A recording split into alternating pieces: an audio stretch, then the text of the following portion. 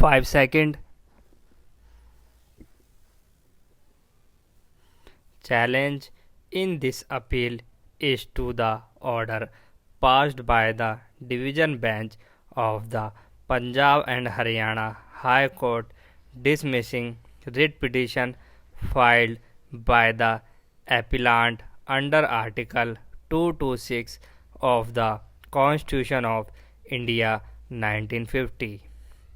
Prayer in the writ petition was to quash the award dated 23/9/2004, under which the respondent number 1 was directed to be reinstated with continuity of service with 50% back wages within stipulated time. The award was made by the presiding officer Patiala. The matter was before the Labour Court on the basis of a complaint made by respondent number 1. The brief facts of the case are that respondent number 1 workman was appointed as bulldozer operator with the petitioner management on 1/11/1990. Since his appointment was on 89 days basis, the same was extended from time to till 5/7/1996. Thereafter, his services were not extended. The workman raised an industrial dispute on the ground that his services were terminated by the management on 15/7/1996 without any notice, charge sheet, inquiry, or compensation, and that the juniors to him are still in service of the management, and new persons were also appointed by the management after terminating his services.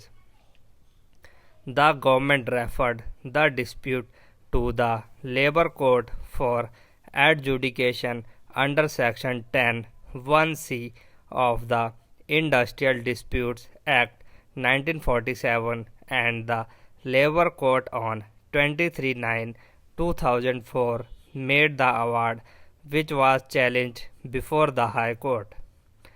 The stand of the petitioner management is that respondent number 1 workman was engaged as bulldozer operator on 89 days basis, and in that stopgap arrangement he had worked from 1/11/1990 till 15/7/1996, but intermittently.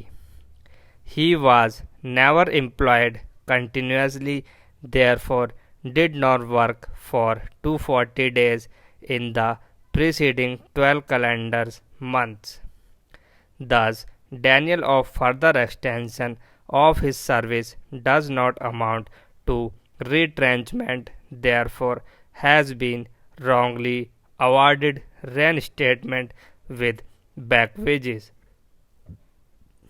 The Labour Court has not appreciated the fact that since the petitioner department is not an industry, the services of respondent number 1 were not governed by the aforestated Act. The Labour Court held that Section 2(o) of the Act has no application to the facts of the case. In any event, the workman had completed 240 days of work in several years.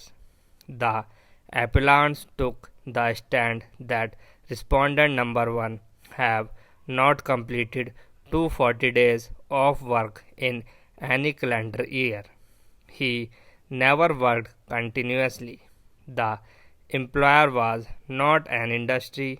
The Labour Court held that there was no compliance with requirement of Section 25(f) of the Act.